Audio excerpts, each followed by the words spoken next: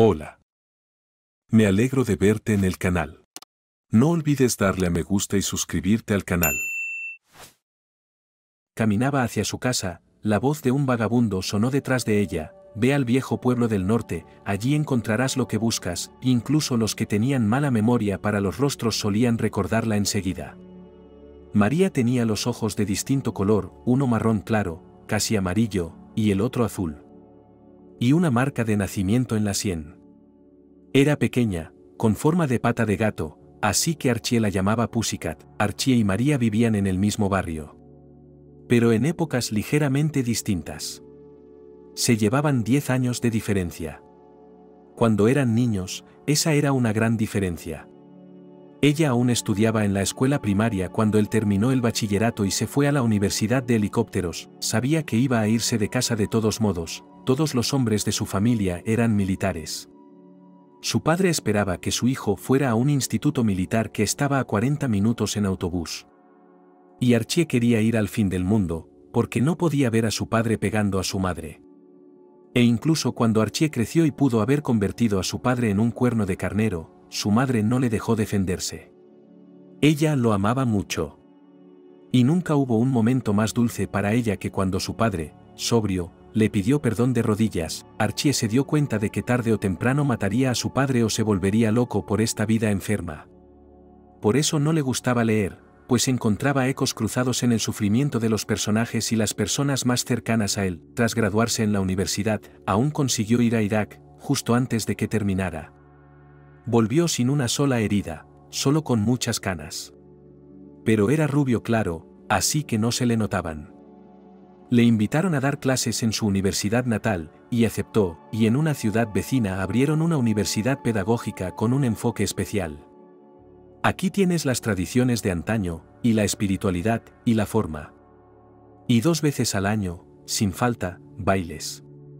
Un baile de Navidad en invierno, el otro el día de la Independencia. Los bailes de salón eran optativos, pero había que asistir a ellos. Estudiábamos todo el año, según lo bien que nos fuera. Y había que acudir al baile según el código de vestimenta, con un vestido largo hasta el suelo y guantes, y algunas chicas también llevaban abanicos. ¿También se imaginaba inmediatamente a las chicas? Y con razón, había pocos hombres jóvenes. En la clase de baile de salón, interrogaron al profesor: en el baile bailaremos unos con otros, ¿verdad? Natalie se encogió de hombros, pero dijo: supongo que al rector se le ocurrirá algo, y el rector lo hizo. Aceptó e hizo una orden a la escuela de helicópteros, porque un militar no solo debía ser guapo y grande, sino que también debía saber bailar al menos un vals. María, alias la futura Pussycat, no quería ir al baile en absoluto. Porque las chicas, poco sofisticadas con vestidos pasados de moda, no cosían y no se compraban vestidos de noche, y como unas se aferraban a los de novia. Ese es el glamour y el brillo, no podría ser mejor. Alguien pidió prestado tal vestido de amigos, alguien alquilado, alguien compró. En resumen, solo tenían 24 novias en el curso. Fueron 24 novias. A María en aquel momento no le gustaba nada ir al espejo. ¿Cuántas veces quiso quitarse esa maldita marca de nacimiento? Su madre la llevó al hospital cuando tenía unos 10 años, pero el viejo dermatólogo negó con la cabeza y dijo: es mejor no tocarla. Y no la broncees ni la traumatices en absoluto. A mamá, en general, le salían manchas negras por todo el hombro y temía que volvieran a brotar. Siempre temía algún diagnóstico espantoso. E hizo prometer a María la señal que le había dado la naturaleza de no tocar, nunca, mientras vivas en el mundo, por mí. ¿Y qué tenemos? Diferentes ojos como un gato, además de una mancha negra. ¿De qué estás hablando? María también era la peor en las clases de baile. Y otra vez mamá insistió en que fuera. Se puso de acuerdo con su amiga, que dirigía un grupo de teatro en la Casa de la Cultura. Y le prestó su vestido. Uno sencillo, azul, de seda, largo hasta el suelo. Pero una vez en el baile, María se dio cuenta enseguida de que los novios ni siquiera miraban en su dirección. Cuando empezó el baile, intentó esconderse detrás de las espaldas de los profesores. Y desde allí observó a sus compañeras girar en brazos de los cadetes, y luego, para tomarse un respiro, alumnos y cadetes empezaron a jugar al correo. María asumió el papel de cartero llevando notas de los chicos a las chicas y viceversa. Hubo muchas risas, las chicas a veces se sonrojaban como lo hacían sus jóvenes tatarabuelas. Y María se alegró de ahorrarse toda esa espera de la nota y la decepción de que nadie te escribiera. Y de pasada se fijó en el comandante de los cadetes, o como quiera que se llamara en su rango al tío que los había traído. Estaba de pie un poco más lejos y miraba a sus alumnos desde allí.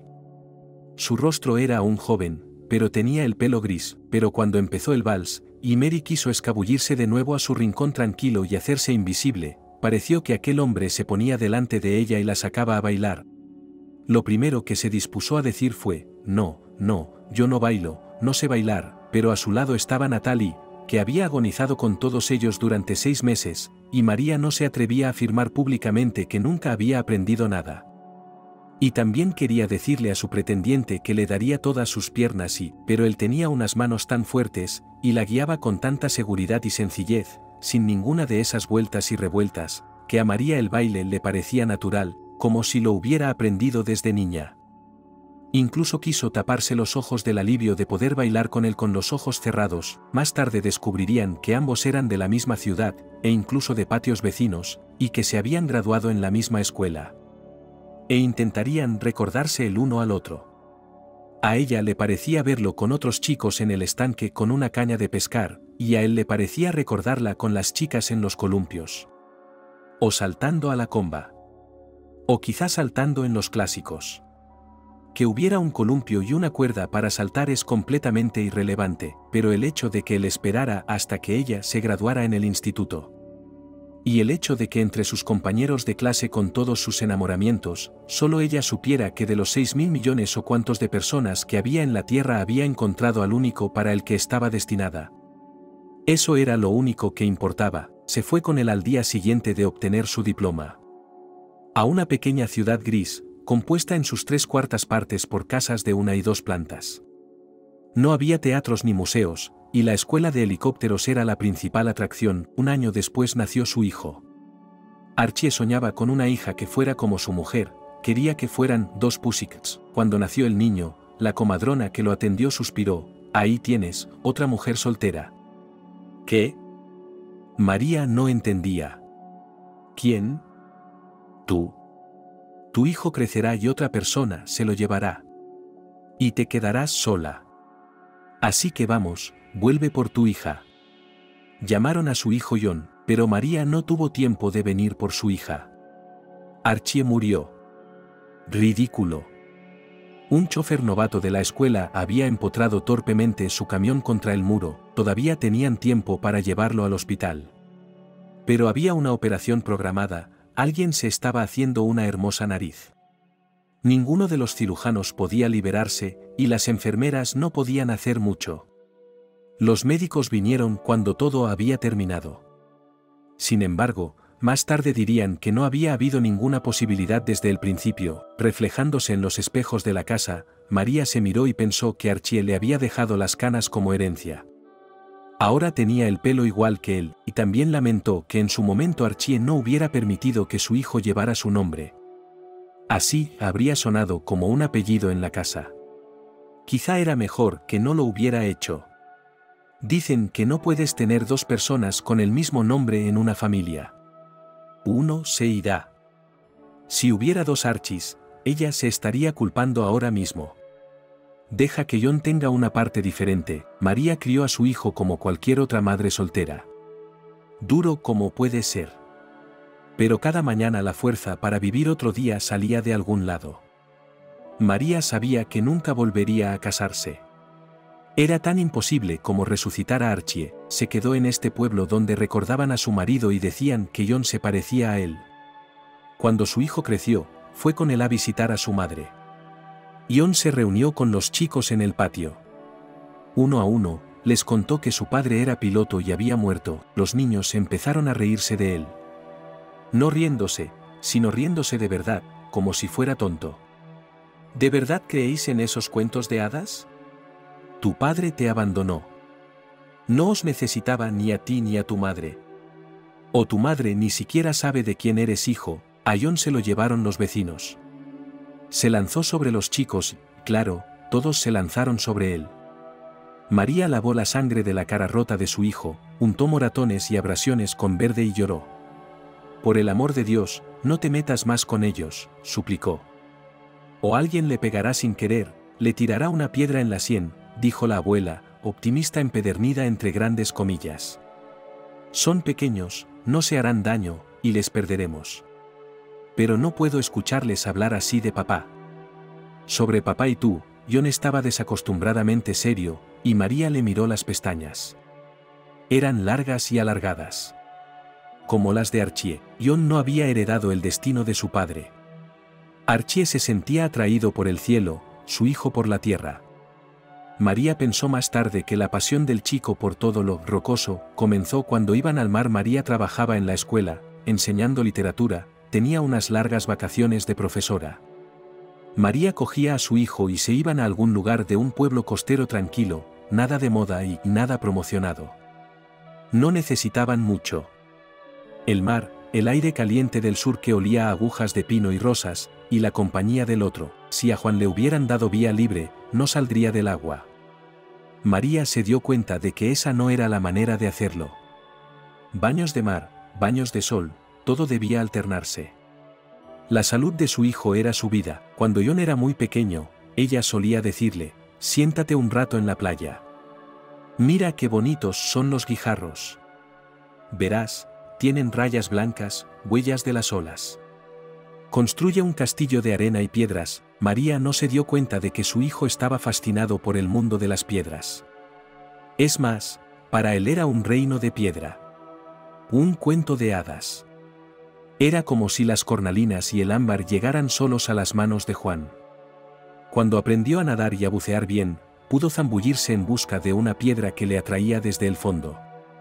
Desde las profundidades, en el colegio, cuando los chicos se iban de acampada, la mochila de Jon pesaba mucho más que las de los demás al volver.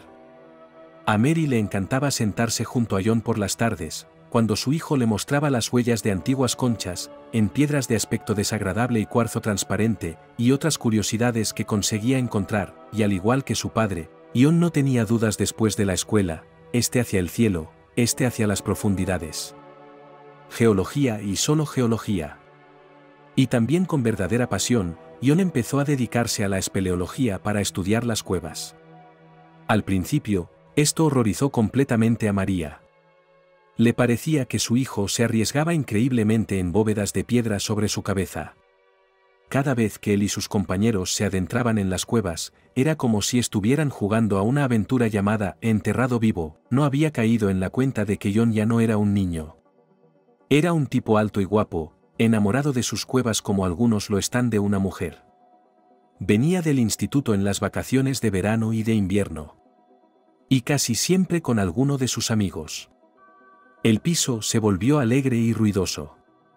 María se paró ante la cocina, le parecía que los jóvenes siempre tenían hambre. ¿Qué comen allí, en su dormitorio?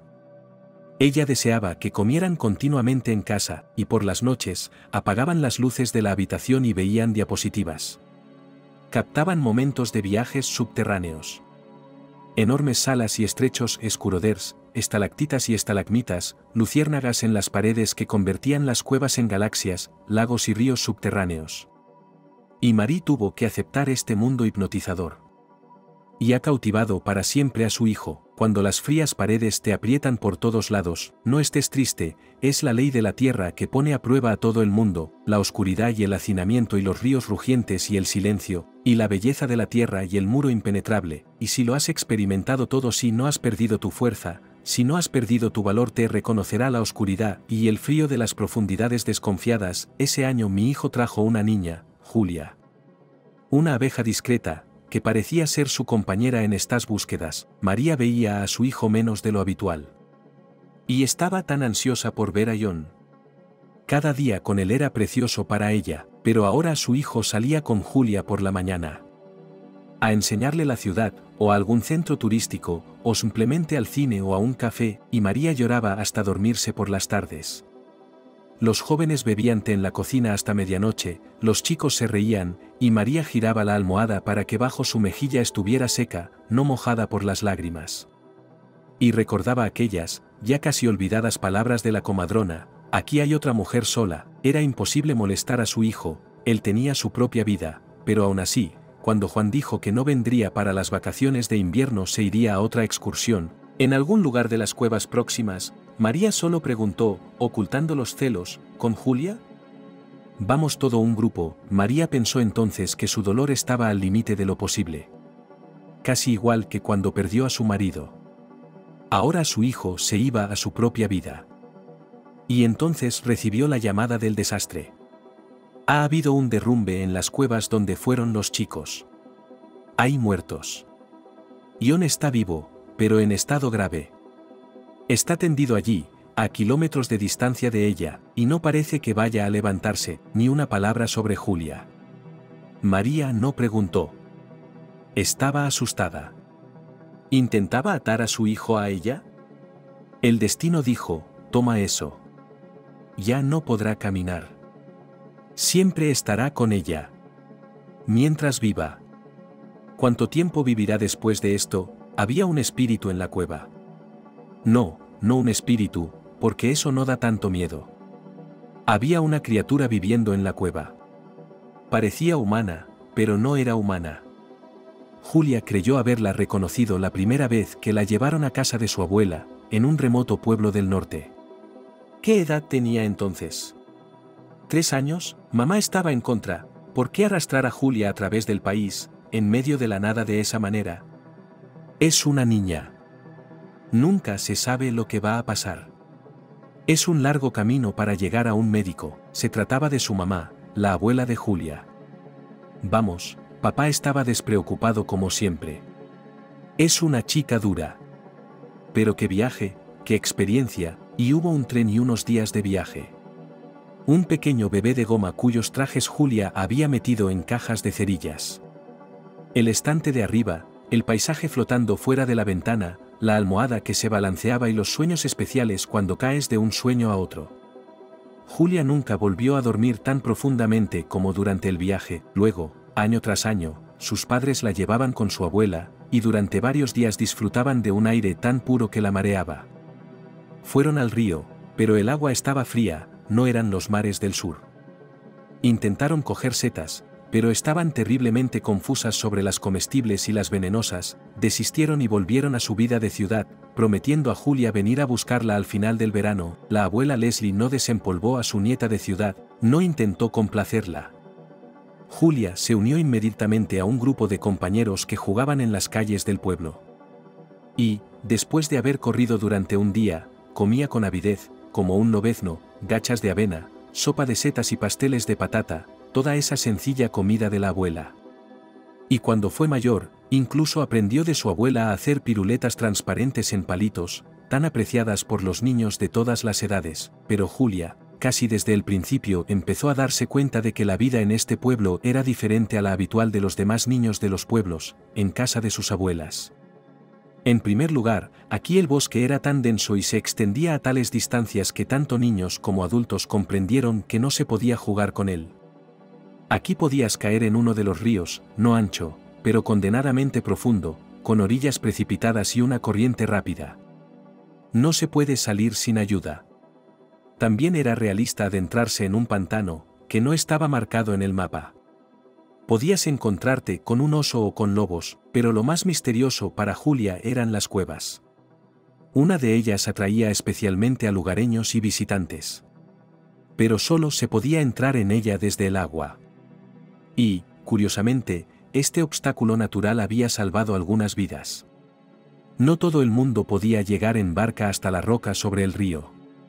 La entrada a la cueva estaba justo por encima del nivel del agua. Eso en verano. En invierno, nadie se atrevía a subir a aquel desierto, y en primavera la cueva quedaba completamente inundada por las aguas. Si eras lo bastante testarudo y conseguías una barca, podías nadar hasta la negra boca abierta, entrar y encontrar allí una serie de cámaras bajas, que conectaban entre sí lazadas. Imagina una especie de cuentas al revés, donde en lugar de cuentas había vacíos. Cada cámara siguiente era más pequeña que la anterior, y estrechos pozos, inaccesibles para un hombre, y tubos de órgano, embudos lavados con agua, se extendían hasta la superficie. También había algunas estalactitas, pero no especialmente pintorescas, no merece la pena hablar de ellas, pero en la sexta, penúltima cámara, te esperaba un lago subterráneo. Parecía bastante pequeño, de unos 4 metros. Pero no había que intentar cruzarlo como si fuera un charco. En el fondo del lago había otro pasadizo, y se adentraba bruscamente en las profundidades, hasta la séptima cámara, completamente inundada. Y ahí es donde, según las leyendas locales, se guardaba el tesoro. Una vez aquí llegó espeleólogos, trató de llegar a la séptima cueva con el buceo, pero torturado, y decidió no arriesgarse demasiado. Estrecho pasaje largo, es fácil quedarse atascado en ella, el agua es turbia, muy peligroso. Y no hay casi nada interesante allí, dijeron a los chicos locales, que estaban ansiosos de hacerles preguntas. En las leyendas sobre tesoros los espeleólogos no creían en absoluto. Sí, dijo uno de ellos, Jack, escéptico, ¿de dónde vendrían? Antes no había televisión ni internet, así que la gente inventó un pasatiempo, la búsqueda de tesoros. ¿Por qué? No está mal hacerse rico gratis. Donde yo vivo, han construido un montón de cosas en el río. Hay una cueva de hielo en alguna parte, donde los mamuts están congelados. Y una antigua ameba yace bajo el río, y dentro de ella hay un pasaje subterráneo de una orilla a la otra. Escuchad más, los lugareños estaban decepcionados. Los espeleólogos se marcharon, y al verano siguiente Harry buceó hasta el fondo e inesperadamente sacó un pedazo de joya antigua. 4 colgantes de rubí en una cadena de oro. Dios sabe cómo los consiguió. Se confirmó que el oro y las piedras eran reales. Los colgantes parecían haber sido trasladados al museo de la ciudad de la tradición local, pero solo en la exposición entonces nadie los vio. Desaparecieron, por supuesto, el hallazgo de Harry comenzó una verdadera peregrinación submarina. Cuando todo el mundo esperaba conseguir algo en el fondo, y tal vez incluso llegar a la roca. Pero unas semanas más tarde, sucedió lo que era inevitable. Mickey se ahogó, atrapado en algo en un pasaje submarino, y desde entonces, aunque Mickey estaba enterrado desde hacía mucho tiempo, los demás tenían miedo de bucear en ese lugar. Nació una nueva leyenda de que el tesoro ahora era custodiado por un hombre ahogado. Está muerto y matará a otros. En cuanto al tesoro, se atribuyó a ladrones locales o a aquellos, astutos, que escondieron parte de las joyas de la familia real que se habían repartido por el mundo. La abuela Leslie era indulgente con la cueva. Una vez le dijo a Julia, mirando a su nieta por encima de las gafas: «Bueno, eres una chica lista, no vas a entrar ahí». Julia torció la cabeza, lo que significaba «no, por supuesto», y ahí acabó todo, pero aquí hay otra vez. Entonces la niña sufrió quemaduras graves. Era la primera vez que veía a su abuela muy asustada. Sucedió cuando los chicos fueron a por bayas. Los acompañaban 2 órdenes paternas invariables: no adentrarse en los pantanos y tener cuidado. Las víboras, ya se sabe. Los niños se habían alejado demasiado, pero no era por eso por lo que Julia había sido castigada. Cuando todos se dieron cuenta de que ya estaban cansados y tardarían varias horas en llegar a casa, decidieron tomarse un descanso. Solo cabía preguntarse si una chica de ciudad era más inquieta y resistente que los chicos del pueblo. 3 chicas y 2 chicos se instalaron a descansar en la orilla del río, en una pequeña playa de arena improvisada.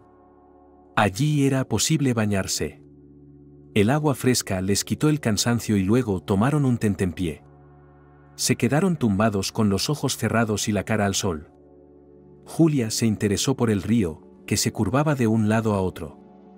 Que hay a la vuelta de la siguiente esquina. Julia se fue sin decir una palabra a nadie, y fue tan deprisa y en silencio que nadie se dio cuenta. La niña caminaba por la estrecha orilla, giraba aquí, luego allá, y pronto la franja de la orilla casi desapareció, el acantilado y más allá el río, y Julia quería volver atrás. Y entonces se dio cuenta de que un poco más arriba, en la orilla, había un árbol marchito que parecía un hombre levantando las manos al cielo. Y justo detrás del árbol la entrada a la cueva era baja y estrecha, más bien una grieta, medio cubierta de hierba. Julia se decidió. Se acercó, apartó la hierba y se quedó en el umbral. El sol le calentó la espalda, y la oscuridad que había delante respiraba frío, humedad, e incluso una especie de viento que venía de las profundidades. La oscuridad era espesa, densa, como un ser vivo. Y Julia no llevaba antorcha, ni siquiera una cerilla, y entonces la muchacha oyó que los chicos la llamaban, y las voces estaban asustadas. Julia comprendió perfectamente por qué. Ella es pequeña, es una chica de ciudad, ni siquiera es un guisante, sino una semilla de amapola en este bosque. Si se pierde, así que respondió de inmediato gritando tan fuerte como pudo y se apresuró a volver con los chicos. Ellos se llamaban unos a otros mientras ella llegaba.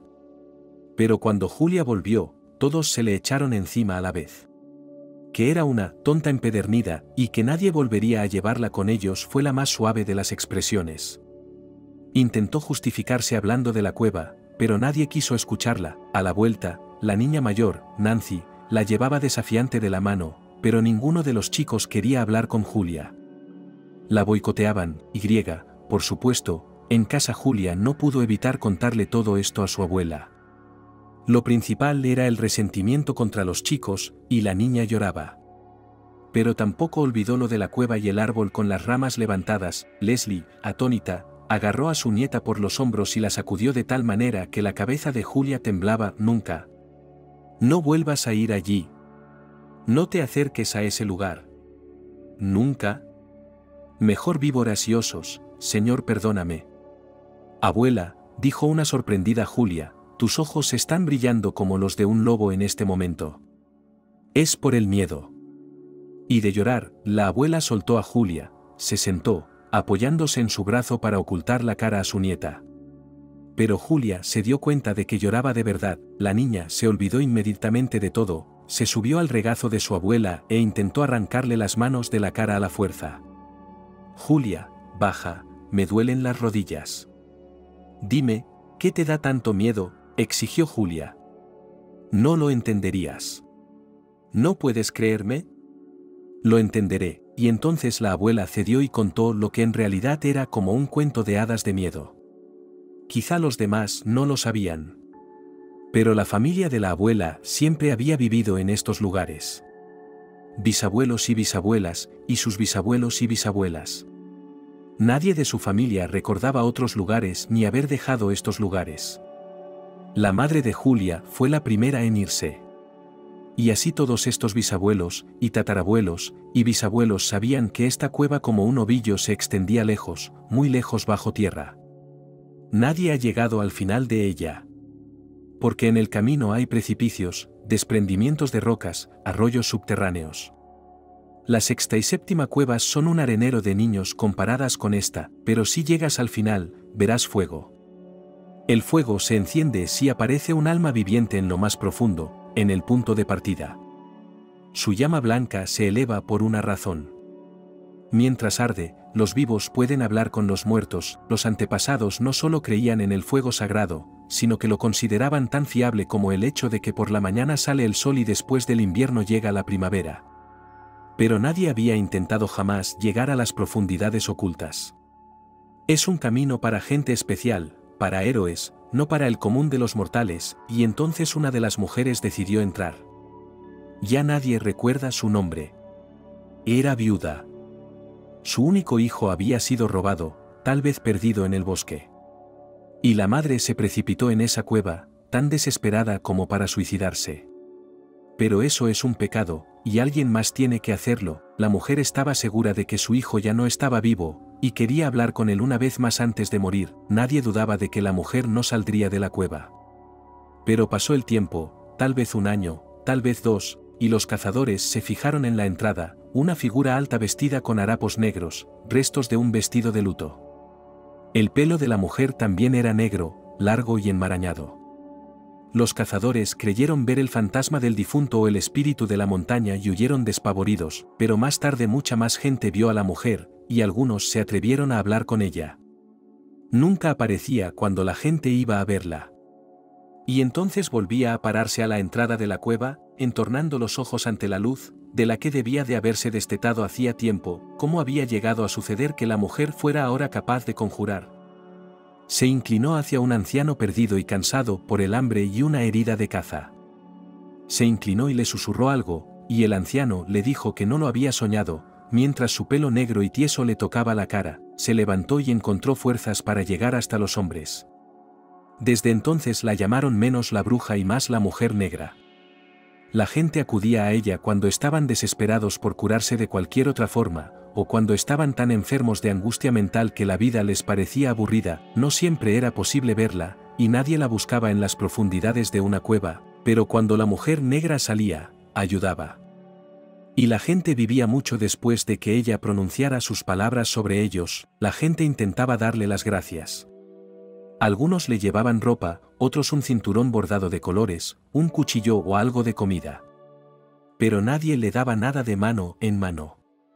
Ella solo se acercaba a los que estaban en el umbral de la muerte, cuya alma ya flotaba entre los mundos. La gente dejaba sus ofrendas sobre la gran piedra.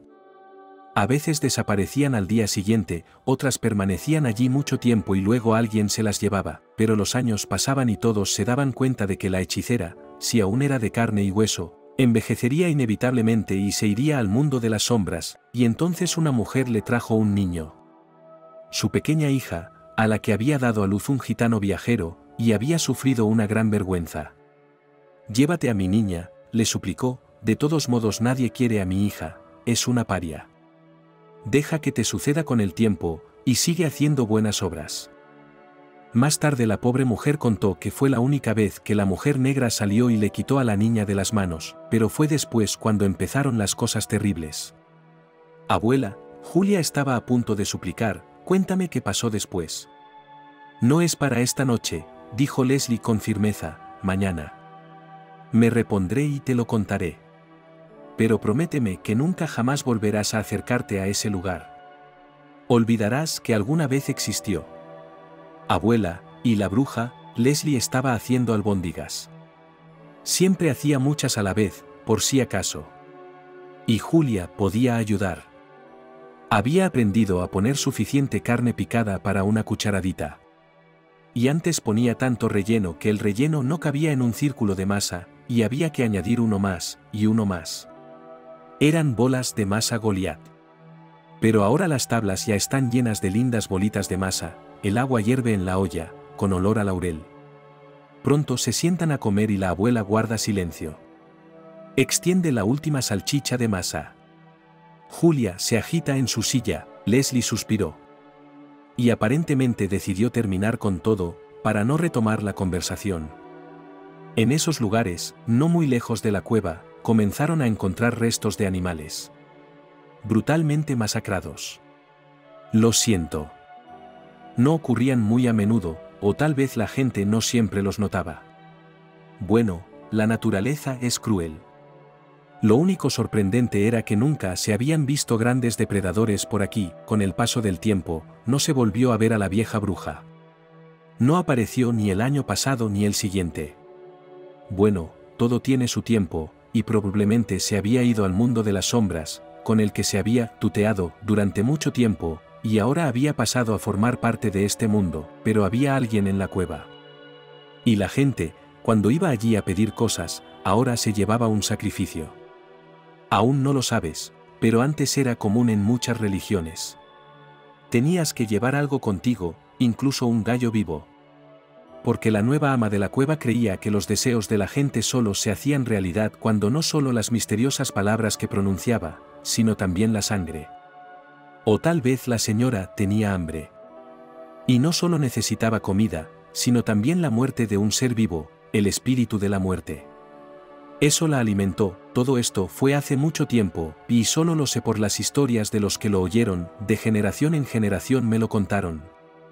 Decían que si entras en esta cueva, puedes ver no solo cadáveres de animales, sino también de personas.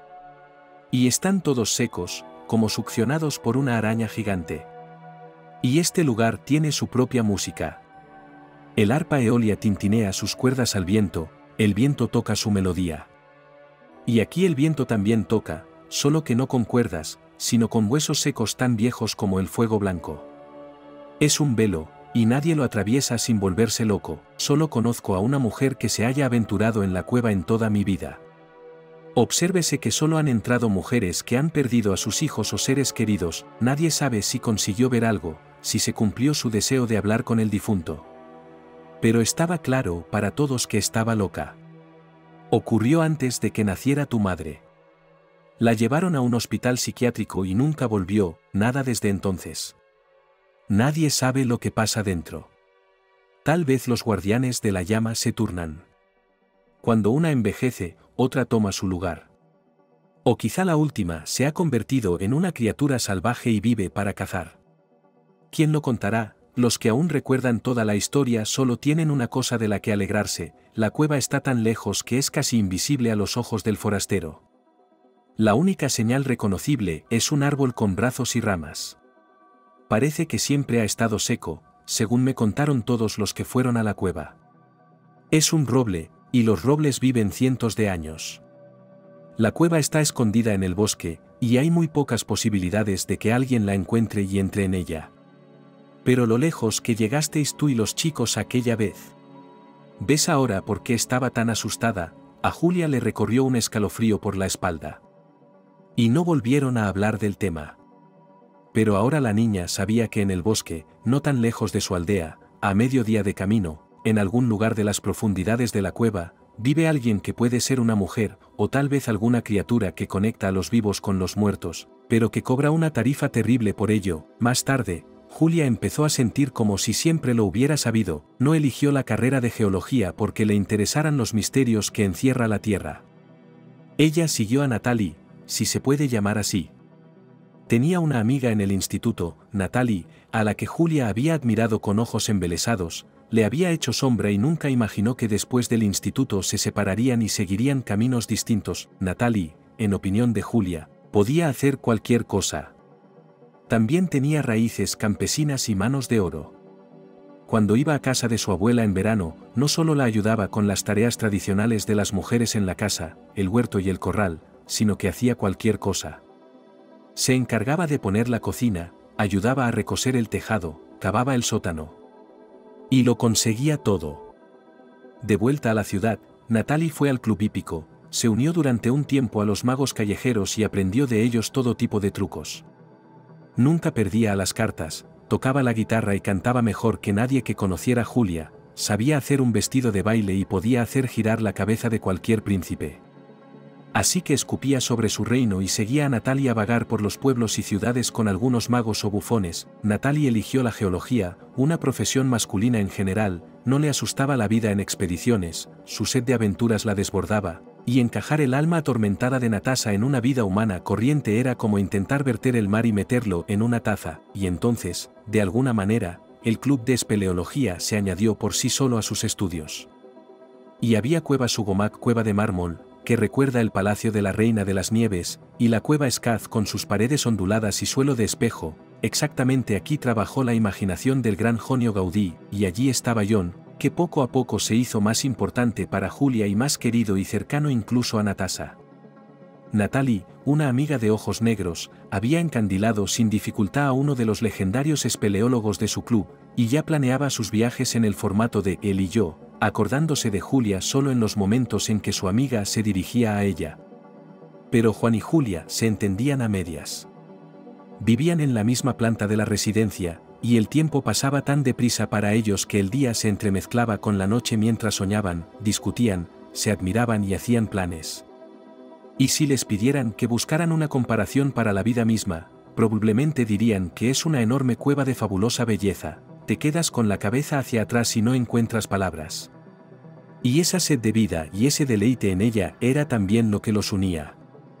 Pero Julia nunca le había contado a Juan el peor cuento de hadas que había oído en su vida, o tal vez no fuera un cuento de hadas en absoluto. Tampoco se lo contó a los demás, pero aquí y con los demás temía que se rieran de ella. En cuanto a John, Julia tenía buenas razones para guardar silencio. Sabía que el mero hecho de hablarle de una cueva misteriosa que no se podía atravesar hasta el final lo encendería, y él decidiría hacerlo primero.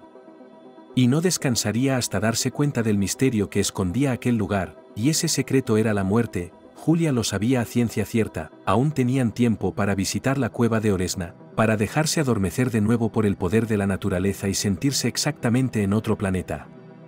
para admirar las hábiles esculturas de arcilla hechas por quienes habían estado aquí antes que ellos. Y sentados sobre las piedras, hacían en broma anillos de arcilla y se los intercambiaban como si el mismísimo inframundo hubiera sellado su matrimonio, soñaban con recorrer el mundo y descubrir distintos rincones de este mundo maravilloso. Y entonces se produjo el colapso. Y qué pena, ni siquiera en una de las cuevas, sino en los viejos túneles.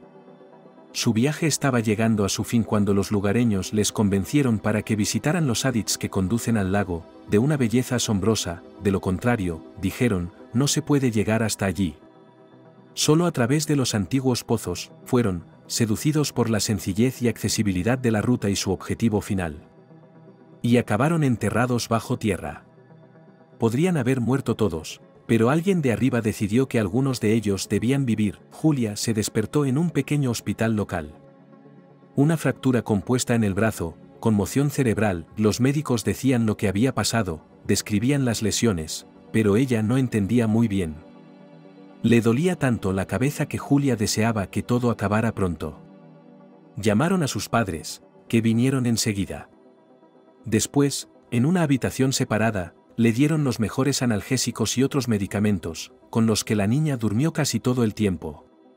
Cuando el dolor y las náuseas remitieron, permitiéndole comprender algo, Julia preguntó, ¿dónde está John? Su madre le cogió la mano y Julia se concentró en la sensación. Volvió a sentirse pequeña y por un momento se olvidó de todo. Pero entonces se lamió los labios y volvió a preguntar, ¿dónde está John? Está muerto, dijo mamá, y Julia no oyó nada más. Más tarde, cuando, gracias a los esfuerzos de los médicos, empezó a recuperarse, y yacía demacrada y pálida, pero hablaba coherentemente y lo entendía todo, Julia les pidió que le contaran cómo había sucedido. Sus padres dijeron que murieron 3 personas, John fue el último en ser sacado, su estado era absolutamente desesperado, lo enviaron a la región por Sanaviación, y luego su madre llevó su cuerpo a su pueblo natal. Yo quiero hablar con ella. La voz de Julia era apenas audible, crujía. Por favor, dijo mamá en voz baja, no lo hagas.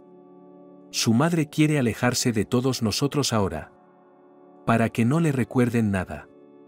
Tal vez piense que allí es donde John no fue por su cuenta, fue persuadido, por los que le rodeaban. Julia cerró los ojos mientras se imaginaba a la madre de John.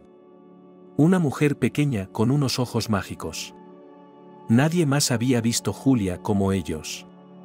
Sabía que a esa mujer solo le quedaba un hijo en la vida.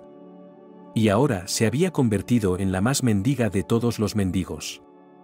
Como Job, papá no estaba, tenía que volver al trabajo. Mamá llevó a Julia al jardín del hospital, hizo rodar su silla de ruedas por los senderos. Puedo hacerlo sola, dijo la niña. Vamos, primero te harás más fuerte. Aumenta tu fuerza. Ya no puedes caerte. No me imagino venir al instituto y que no esté Juan. Y no vas a volver, dijo mamá. Tenía un tono extraño, ya fuera preguntando o diciendo, como si ya lo hubiera decidido, no más geología, no más aventuras subterráneas. No más. Casi te perdemos. Sí, me doy cuenta de que tienes un año para estudiar. No me importa la ambición, todo lo demás. Te graduarás en alguna facultad de medicina. O en una escuela de magisterio. Habrá trabajo en todas partes. Vivirás cerca de nosotros. No podemos prescindir de ti. Cuando te recuperes, te llevaré a casa. Me voy a casa de la abuela Leslie, dijo Julia. ¿Qué? Mamá pareció no oír, y luego repitió como si fuera imposible, ¿qué quieres? Si John se ha ido, me voy a casa de la abuela Leslie, repitió Julia. Y no tienes que convencerme de lo contrario. No servirá de nada. Un mes después, mamá puso a Julia en el tren. Los médicos se maravillaban de los jóvenes, que normalmente se recuperaban más fácilmente de sus heridas. Julia parecía sufrir una enfermedad grave y no se sabía cómo acabaría. Si se recuperaría o se iría a la tumba. Solo le quedaban los ojos, la niña no sabía cuántas veces se habían peleado su padre y su madre. ¿Por qué le dijiste que el tipo estaba muerto? Por enésima vez preguntó su padre, no lo sabemos con seguridad, ni siquiera hemos contactado con su familia. porque si está vivo, replicó mamá con fiereza, arrastrará a Julia de nuevo a algún agujero, a algún problema, y no saldrá de él. ¿Y si se ha quedado inválido? En ese caso, también tengo razón. Nuestra chica se recuperará, será la misma, pero ya sabes qué clase de conciencia tiene. Estará atada a este tipo el resto de su vida, le sacará las ollas de debajo. ¿No ves cómo está sufriendo ahora? Se le pasará. Es como arrancar una venda de una herida de un tirón. Duele mucho, pero luego desaparece. ¿Quieres que sufra año tras año? Menos mal que al menos escuchó al instituto. Hay una facultad de medicina a 3 paradas de casa, qué bien. Vamos allí, llevaré a Julia a clase y la recogeré. No la perderé de vista nunca más.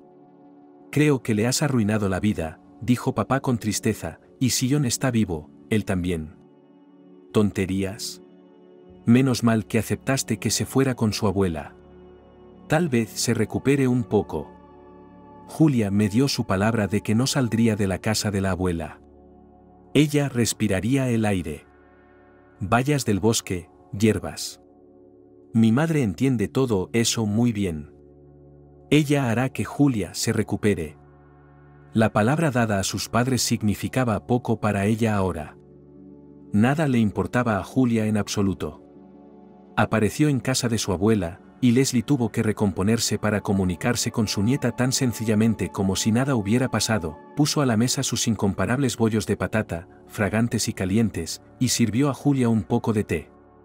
No hizo preguntas. Le contó las noticias de su pueblo. ¿Quién de las chicas que conocía se había casado? ¿Quién había tenido hijos? Mucha gente había abandonado el lugar. Algunos ancianos habían muerto. Leslie estaba preocupada porque la casa se estaba deteriorando, y para arreglarla se necesita dinero, con su pequeña pensión es imposible. Pero sobre eso más tarde. Sí, sobre eso más tarde, Julia confirmó, abuela, dime, desde que he estado fuera, ¿alguien ha visto a la señora negra? ¿Sigue viva? ¿O alguien ha oído hablar de ella? Yo, empezó Leslie, y luego vaciló. Se miraron, y cada una se dio cuenta de lo que la otra tenía en mente. María estaba en el hospital con su hijo adulto. No había dinero para una habitación de pago, la habitación libre estaba pensada para 4 personas. Pero a menudo las otras camas estaban vacías. Ion es un paciente pesado y los demás pacientes se sentían incómodos a su alrededor. A menudo por la noche se ponía mal, teníamos que encender la luz, llamar al médico de guardia, y empezaba toda esta catabasia. No se puede descansar. Si había una litera libre, María dormía en ella sin desvestirse. Si no había sitio, dormitaba en una silla junto a su hijo, apoyando la cabeza en la cama. A veces, después de medianoche, las enfermeras la dejaban dormir en una cama de la sala de curas. A María no la echaban, ella se encargaba de todo el trabajo sucio de cuidar a Juan, lavarlo, darle la vuelta, cambiarle la ropa de cama, sacarle el pato. Si hacía falta, ayudaba a los demás enfermos. Su mayor temor era que llegara el día en que le dijeran, vete. Recordaba que de niña la habían ingresado en el hospital sola, sin sus padres. Había sido triste y solitario, pero con Ion es peor, morirá si ella no está.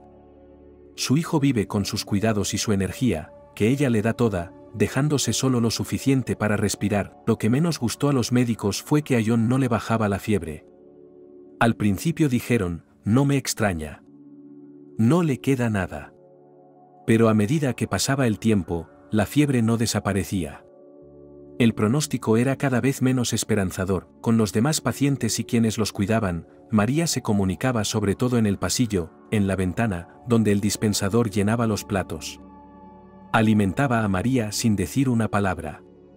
La comida siempre se quedaba en el hospital. Pero conseguir que Juan comiera aunque fuera un poco era todo un reto. Un día, un niño sano y guapo. En cuestión de semanas, había perdido peso, su nariz se había vuelto puntiaguda, sus músculos se habían derretido. Ion no tenía fuerzas ni para sostener el brazo, ni para coger un termómetro. Con los familiares de los pacientes pesados, María se sentía en la misma sintonía. Tanto la suya como la de ellos, todo pendía de un hilo. Pero tarde o temprano otros pacientes empezaron a recuperarse, y no y a María se le saltaron las lágrimas. Por primera vez en años, sintió una punzada de añoranza por su marido. Peor que cuando murió. Ella había estado un poco aturdida entonces. No podía entenderlo todo. Ahora deseaba más que nada ir al cementerio, sentarse en un banco. Aullar con todas sus fuerzas. Entonces tal vez Archie escucharía y haría algo para asegurarse de que su hijo viviera. Creía que su marido, que estaba en los otros mundos, tenía más poder para hacerlo que ella. John se confundía día y noche. Instintivamente, tenía miedo a la oscuridad, y a veces se quedaba tumbado con los ojos abiertos hasta el amanecer. Y Mary temía quedarse dormida aunque fuera un momento. Mientras pudiera hablar con su hijo, era como un regalo del cielo. Pero, ¿y si se iba pronto? El hospital se convirtió en el hogar de María. Debido a la terrible tensión nerviosa, empezó a fumar. Y a menudo por la noche bajaba a la planta baja, se paraba en la entrada, donde las ambulancias traían a la gente. Ya sabía cuál de las dos duchas del cuarto de baño funcionaba mejor. Había aprendido a abrir y cerrar la puerta del pequeño balcón al final del pasillo, un auténtico nido de golondrinas. Pero en un día soleado era un placer salir aquí unos minutos y quedarse mirando el bosque y el río, que se veía detrás. El hospital también tenía una especie de jardín de invierno. Había unas cuantas palmeras encinas en la zona de recreo, y un mullido sillón acurrucado contra la pared detrás de ellas. Dormir la siesta aquí durante media hora, si John estaba bien, era un verdadero placer. A veces los pacientes de la quinta planta se paseaban por la sala de traumatología. Bueno, en realidad no eran pacientes. La quinta planta era para cirugía estética. Todo eran mujeres. Las mujeres solían ir por parejas, discutiendo quién estaba satisfecha con la nueva forma de la nariz o las orejas y quién no con el resultado. Una vez, uno de los pacientes, más o menos de la edad de Masa, intentó ligar con ella. Ella le miró como si estuviera loco. Y él se retiró avergonzado. Finalmente, llegó el día en que el médico tratante le dijo a Meraye que la vida de John estaba fuera de peligro. La vida, exactamente.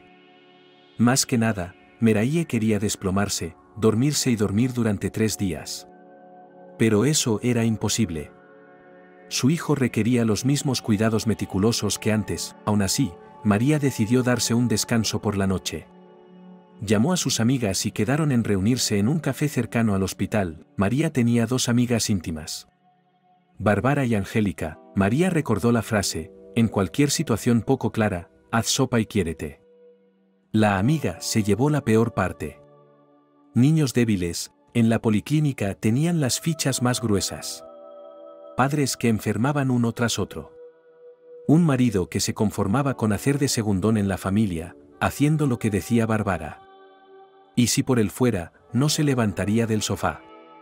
Durante muchos años, Bárbara tuvo que ocuparse de todo, ser responsable de todo y tenerlo todo en la cabeza, y hubo momentos en que casi se convirtió en un caballo cazado. Y siempre era un momento antes de que Bárbara pudiera parar.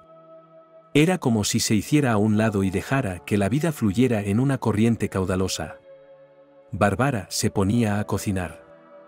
Y se tomaba su tiempo, entregándose a la tarea que tenía entre manos, y hacía sopa. Cada vez sin receta, improvisando. Guisaba las verduras, las ponía en el caldo dorado y fragante, hacía fideos caseros, picaba finamente las hierbas. Y el primer plato lo apiló para ella, comió durante mucho tiempo, saboreando cada cucharada. La sopa no solo debe cocerse con agua, sino con amor, decía. Si alguien pasaba por allí, se unía a ella en la mesa y se maravillaba del sabor, y entonces, Bárbara cogía un libro. Exactamente un libro de la estantería.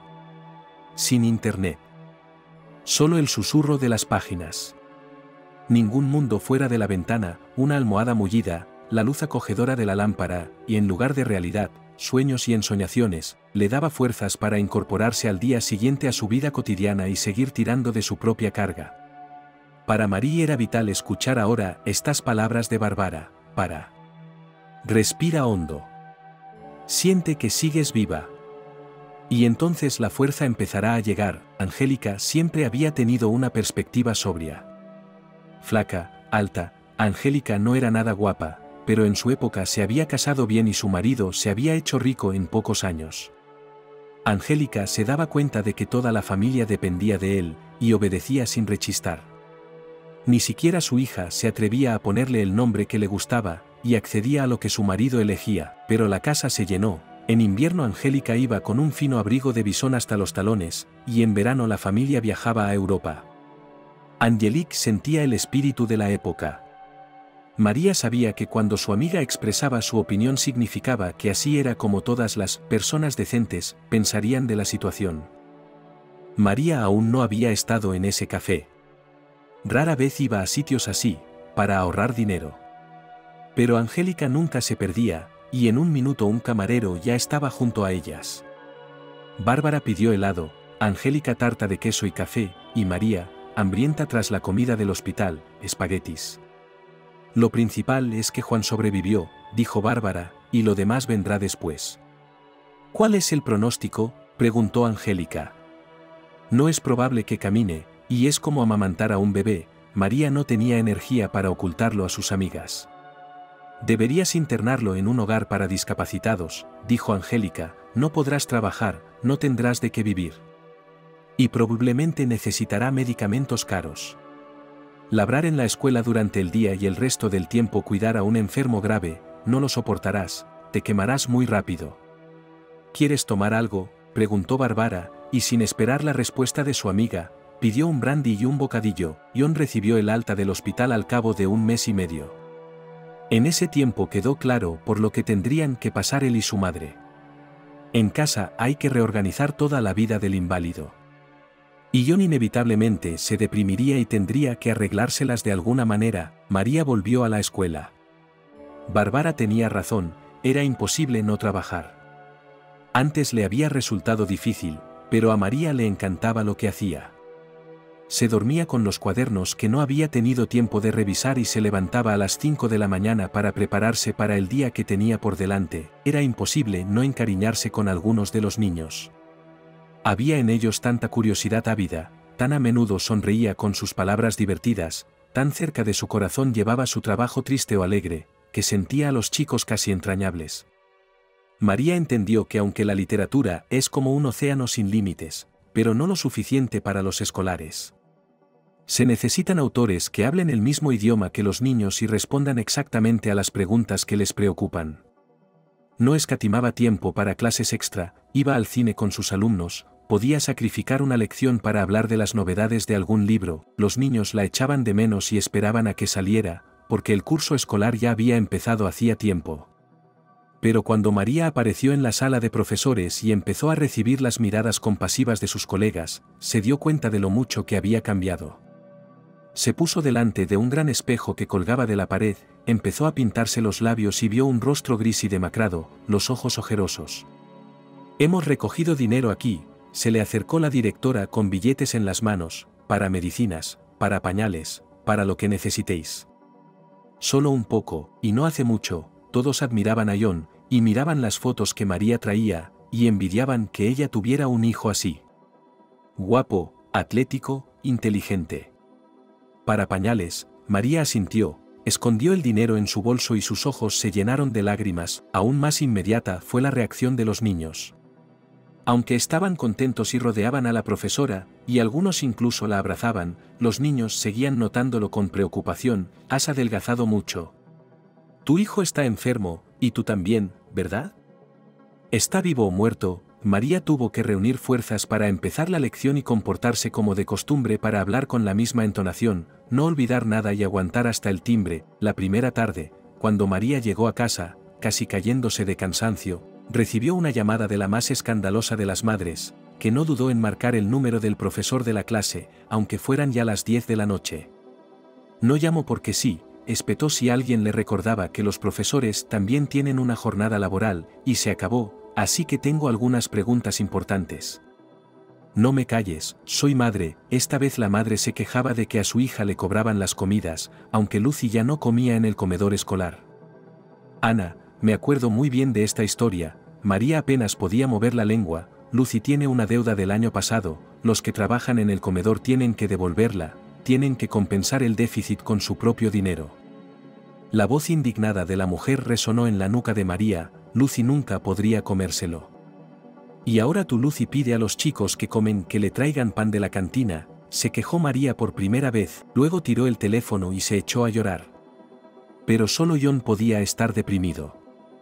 María simplemente no tenía derecho a estarlo. Unas semanas más tarde, con toda una bolsa de papeles y la tarjeta de John, sus radiografías, informes médicos, todo ello, María lo cogió todo y fue a una consulta con el profesor del que decían que era el primero después de Dios. Pagó una suma fabulosa por la cita.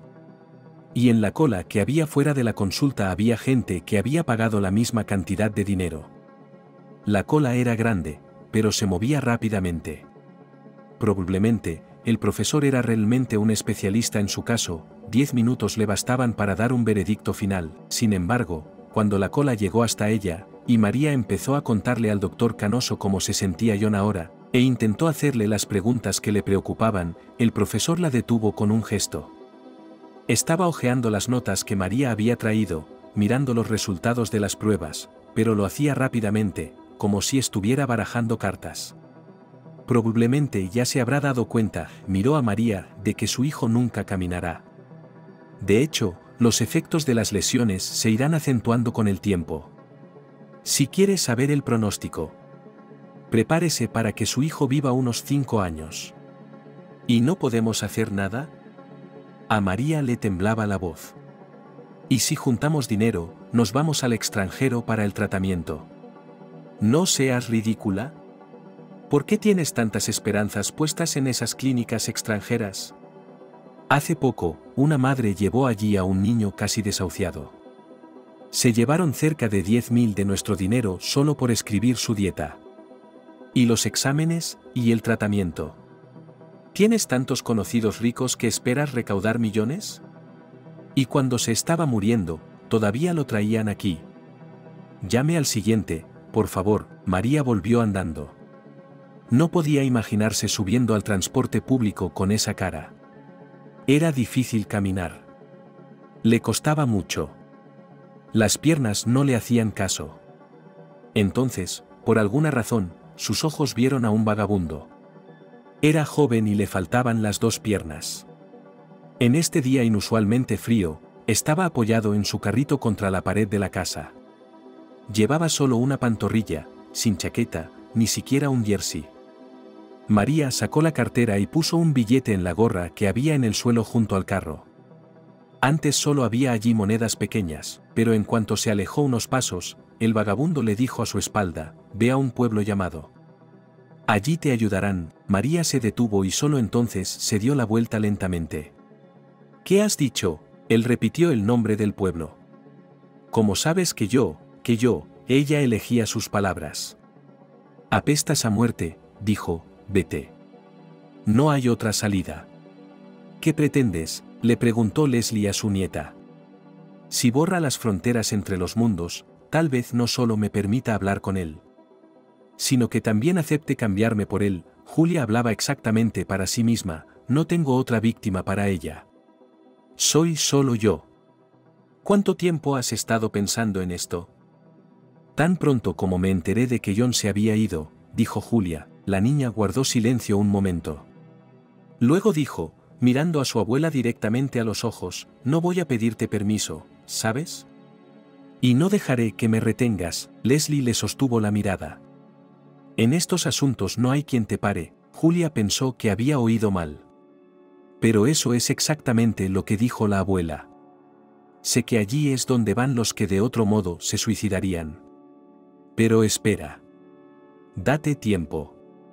Porque no hay nada que puedas hacer después. Solo tienes 20 años. ¿No crees que amarás a alguien más? ¿Y no es el amor el único sentido de la vida? Aparte del amor no hay nada más. Sus ojos se encontraron de nuevo. Y en la voz de Leslie había un anhelo infinito. Sé que ni siquiera vendrás a despedirte. Lo haré, dijo Julia. Ella sabía que antes de irse del todo, debía estar en este lugar, probarlo. El alma debía estar en tal estado que no hubiera arrepentimientos, ni vacilaciones. Extraño, Ahora le parecía a Julia que lo más amargo para ella sería que no hubiera nada en la cueva, solo paredes de piedra. Si toda la historia no era más que un engaño, una leyenda. Y no había nada más que esperar. Solo que se encontrarían con John cuando llegara su hora. Julia se levantó temprano, y se dedicó a las tareas domésticas con su abuela hasta la hora de comer, intentando calmar a la anciana. Como diciéndole que hoy no. Pero después de comer, cuando su abuela se acostó y se durmió, la niña se puso en marcha. Quería salir del pueblo sin que nadie se diera cuenta, que nadie le preguntara a dónde iba, que nadie la impusiera como compañera de viaje. Y Julia lo consiguió. El bosque comenzaba casi inmediatamente después de la aldea, y la muchacha se adentró en él no sin inquietud. Pero, aunque hacía mucho tiempo que no estaba allí, Julia empezó a reconocer caminos familiares que había pisado tantas veces en su infancia, e incluso árboles concretos. El manzano silvestre, en cuyas ramas era tan cómodo sentarse con sus amigas. Un denso arbusto donde se hicieron un hogar. Esperaban a que lloviera y les encantaba contarse historias de miedo. Julia era la que mejor las contaba. La niña sonrió ligeramente, pero era una sonrisa amarga. Allí hay un roble, y tiene una especie de hueco en la parte inferior del tronco. Lo utilizaban como buzón. Y no solo enviaban notas, sino también caramelos. Todo alrededor era tan tranquilo, iluminado por el sol de la tarde, que parecía que no había lugar para el otro mundo. Ya se oía el ruido del río.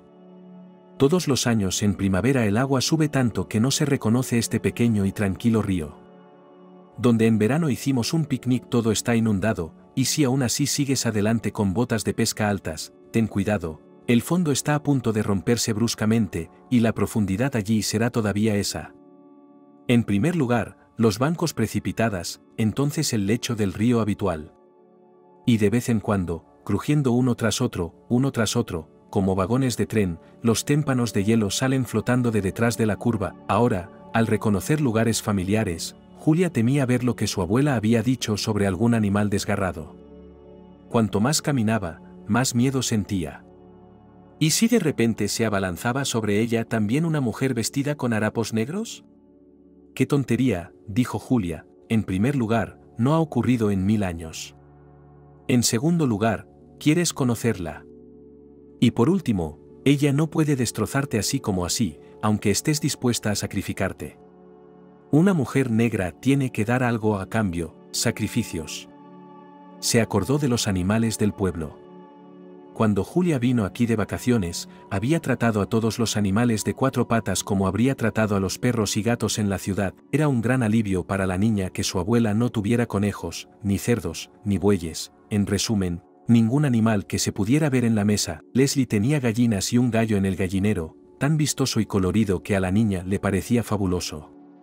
Sus chillidos despertaban a Julia por las mañanas, pero no se enfadaba con él por ello. Su abuela también enseñó a su nieta a recoger huevos, y a la niña le gustaba muchísimo. Su abuela tenía una cabra blanca, una cabra vieja y sin cuernos, tan tranquila y sabia que ya no necesitaba amigos. La cabra no se ordeñaba muy bien, pero siempre había una jarra de leche en el frigorífico, y durante el verano con esa comida, huevos caseros, leche, pan y verduras, Leslie literalmente florecía. Una vez, cuando el calendario oriental preveía el año de la cabra, llegó una reportera de la ciudad con una cámara. Necesitaba una foto para la portada. Llevó a la niña a casa de Leslie y luego fueron todos juntos al establo de Ardilla. ¿Te acordaste de pintarle las pestañas?, le preguntó a la abuela el vecino que acompañaba a la periodista. La foto de Belle que decoró el número de Año Nuevo del periódico. Para Julia, en verano, todos los animales de su abuela se hicieron amigos. Las gallinas, que se dejaban coger en brazos, podían acurrucarse al lado cálido de Belke y contarle sus secretos directamente a su larga oreja. El perro gris Bolchok, que nunca se sentaba sobre una cadena, acompañaba a la niña en los paseos con deleite, y si los niños del pueblo contaban que en la granja habían sacrificado una cabra, o enviado al gallo de sopa, Julia estaba dispuesta a llorar, y sus nuevos amigos hacían girar los dedos ante la ciudad templo. Malonaya, la niña caminaba por la estrecha franja de la orilla, a veces tropezando con el agua, doblando esquina tras esquina. Y de repente se estremeció violentamente. Delante de ella estaba el mismo pequeño claro, y un árbol marchito levantaba sus brazos ramas hacia ella, como en un gesto de desesperación. La entrada de la cueva estaba tan cubierta de arbustos silvestres que Julia no la vio de inmediato. Temió que hubiera desaparecido. No había manera. Un derrumbe. Se estremeció. Pero entonces vio un hueco negro que se adentraba en la roca. Julia tendría que entrar en la cueva por primera vez desde lo que le había ocurrido. Pero ya no entraría como la niña tímida que había sido. Cuantos caminos subterráneos había recorrido, se atrevería ahora. Julia caminó muy despacio hacia la entrada. Sus nervios estaban preparados para reaccionar ante cualquier crujido, ante cualquier sombra. Estaba preparada para ver algo. Quizás si el ama salía hacia ella y ya no habría escapatoria. Julia podía creer que la criatura que vivía en las negras profundidades dominaba las fuerzas de la naturaleza. El río retumbaría tras ella, cortándole la huida, las ramas de los árboles se cerrarían a su alrededor. ¡Qué tontería! ¡Qué juego! Julia se detuvo solo un momento en la entrada y entró. Sabía que el calor del día estaba a punto de cambiar a frío, como siempre que había una montaña encima. Es normal. Paredes de piedra gris. Nada especial. Casi de inmediato, el pasadizo subterráneo giró a la izquierda y descendió por una ligera pendiente. Y se hizo la oscuridad. Julia no había traído linterna y su móvil se estaba quedando sin carga. No podía adentrarse mucho en las profundidades. Aún no estaba preparada. Sin embargo, Julia se sorprendió por el suelo liso como el cristal de esta cueva. Cualquier pisada debería ser claramente audible aquí. Y entonces el musgo bajo el techo brilló, exactamente el suave resplandor de una luz, alertando a alguien de su llegada. María se estaba preparando para ponerse en camino. Por supuesto, lo más importante era encontrar a alguien que cuidara de John. Y no aprovecharse del hecho de que el chico está indefenso como un niño, y la señora está ausente. Además, había otras 1000 cosas que hacer. Porque si todo salía como estaba planeado, María nunca volvería. John estaba en la discapacidad. Ahora, mientras viviera, recibiría una pensión. María vendió todo lo que podían quitarle. Se quedó solo con lo que su hijo necesitaría. Un poco de vajilla. Ropa de cama. Un álbum de fotografías. Vendió todas sus joyas. Aunque es gracioso decir que tenía joyas. Pendientes, un colgante en una cadena y 2 anillos, uno de ellos de boda. Todo comprado en la época de Archie, y ahora está en la casa de empeños. María ni siquiera conservó su anillo de boda. Puso todo lo que pudo en una cuenta. A nombre de su hijo. Todo lo que dejó fue dinero para un cuidador. La mujer que iba a cuidar a John fue encontrada en el último minuto. La hermana de la vecina resultó estar buscando trabajo. María conocía a su vecina desde hacía años, desde que vivía en la casa. La conocía y confiaba en ella. El último día antes de irse fue el más duro. Aunque todos los problemas habían terminado. Todo estaba decidido, firmado, empaquetado y embalado. Por la mañana María fue al cementerio, a la tumba de Archie. Durante el funeral no tuvo nada que hacer, ella misma estaba medio muerta. Y luego se arrepintió de no haberse preocupado, de no haber comprado un sitio, al lado de su marido. Pero había un sitio al otro lado de la carretera, cerca de una de las viejas tumbas. Y antes María seguía queriendo ir a ver a las autoridades del cementerio, para hablar, para comprárselo. Para que algún día ella y Archie volvieran a estar cerca el uno del otro. Casi, y ahora no lo estarán. O era al revés, que se encontrarían pronto. María permaneció sentada largo rato en el banco bajo de madera junto al monumento de su marido. Luego apoyó la cabeza en él. Estoy tan cansada, dijo entre lágrimas, tengo tantas ganas de ir a verte. Ayuda a John, ocultó a su hijo su inminente partida todo el tiempo que pudo. Pero ya no era posible, y María le presentó a Sofía, una mujer mayor, sonriente y corpulenta. Mamá volverá pronto, le dijo Sofía a John, pero mientras tanto, tú y yo podemos arreglárnoslas solos. ¿Verdad que sí? Pero el hijo intuyó algo. ¿A dónde vas?, preguntó, y había alarma en su voz. Al médico brujo, dijo María en el tono más tranquilo que pudo, la medicina tradicional ha hecho todo lo que ha podido por ti. Veamos qué puede hacer la medicina no convencional. Me han dado la dirección de una mujer que vuelve a poner en pie a las personas más difíciles. Oh, mamá, mamá, John parecía amargado por su ingenuidad. ¿Qué hierbas, qué conspiraciones? Solo te agotarás en el camino. Sé cuánto odias viajar. Son tonterías, vamos, ni siquiera pudo cogerle la mano para estrechársela. Volveré muy pronto, dijo María con indiferencia, o quizá yo también necesite cambiar de aires por un tiempo. Subiré al tren, me pondré en el estante de arriba y dormiré. ¿Se sabe algo de Julia?, preguntó John. María se dio cuenta de que su hijo ocultaba sus sentimientos. Cuando supo que Julia estaba viva y recuperándose, prohibió a su madre que llamara a la chica. John se dio cuenta de que ahora era un profundo inválido, una prueba que no todos podían soportar. Pero tal vez esperaba que Julia le escribiera o le llamara a ella misma. María se limitó a negar con la cabeza. Vive en algún lugar por ahí, no sé exactamente dónde, pero viene del norte. Juan cerró los ojos, o estaba cansado o simplemente no tenía ganas de seguir hablando. El tren salía temprano por la mañana, y eso era bueno. Mary permaneció largo rato junto a su hijo dormido y luego se inclinó y lo besó como a un bebé sin despertarlo. Solo en la estación de tren pensó María en llevarse algo de comida. Pero llevaba muy poco dinero y todo estaba muy caro.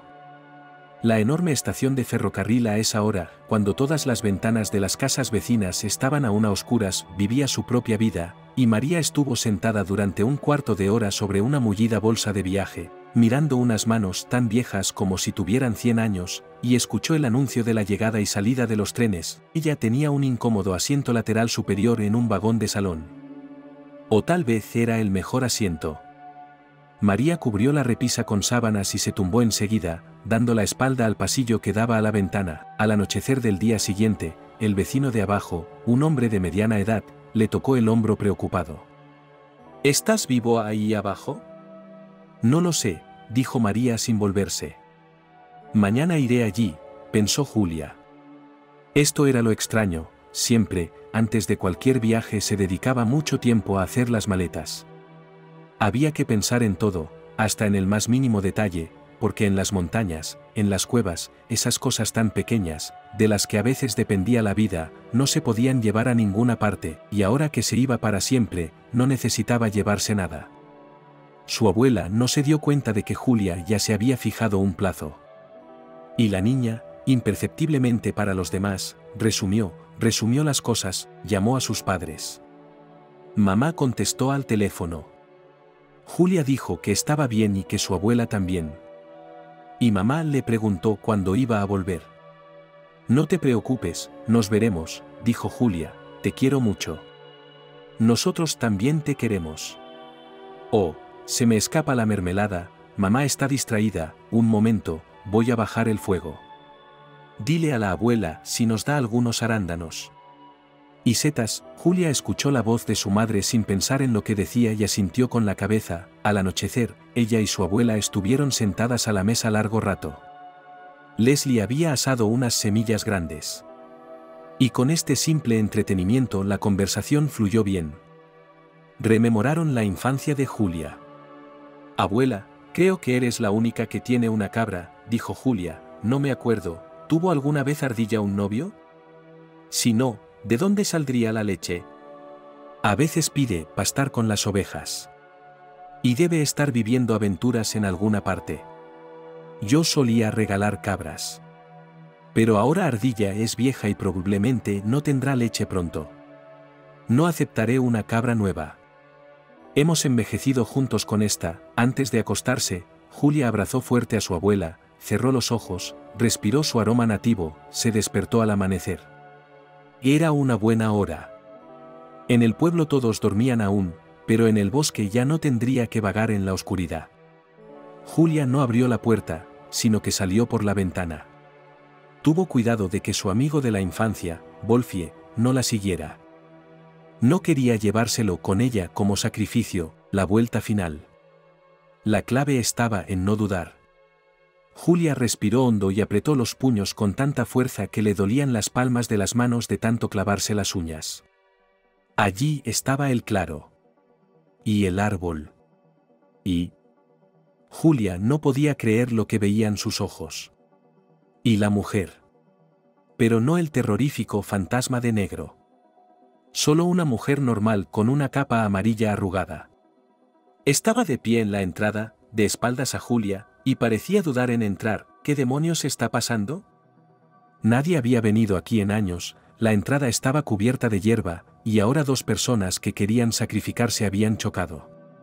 ¿Elegirá la señora entre los dos? ¿O preguntará quién es el primero de la fila? ¿O se los comerá a los dos a la vez? Era el humor negro de la terrible tensión nerviosa. Gritó Julia, aunque todavía estaba lejos. Tenía prisa para que la mujer no entrara primero. Yo también estoy por aquí. La mujer se volvió bruscamente. Julia la reconoció al instante. Era la madre de John.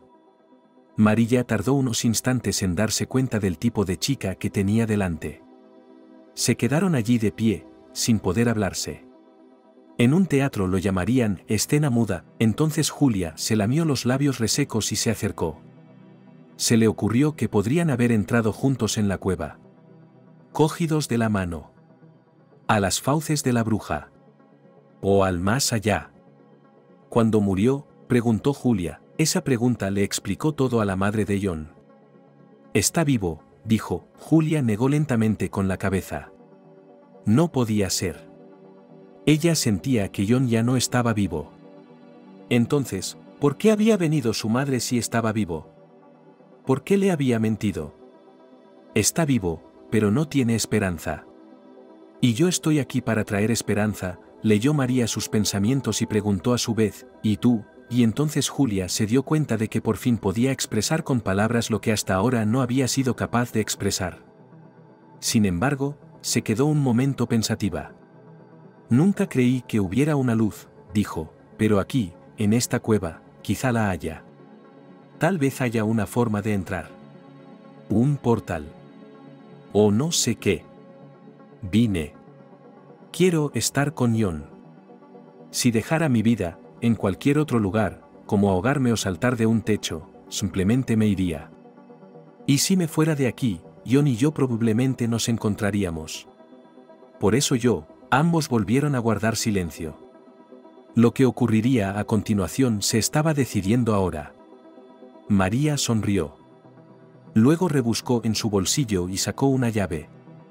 ¿Recuerdas dónde vivimos?, preguntó. No seas tonta, aquí no hay nada para ti. Ve a casa de John y cuídale lo mejor que puedas. Yo voy por aquí, señaló la entrada de la cueva. Sí, dijo Julia, y entonces John me dirá que te perdió por mi culpa. Que te tendieron una trampa. Debería ser yo. Tienes una vida que vivir, tonta. John sabrá cómo fue. María estaba segura ahora. Ten la llave.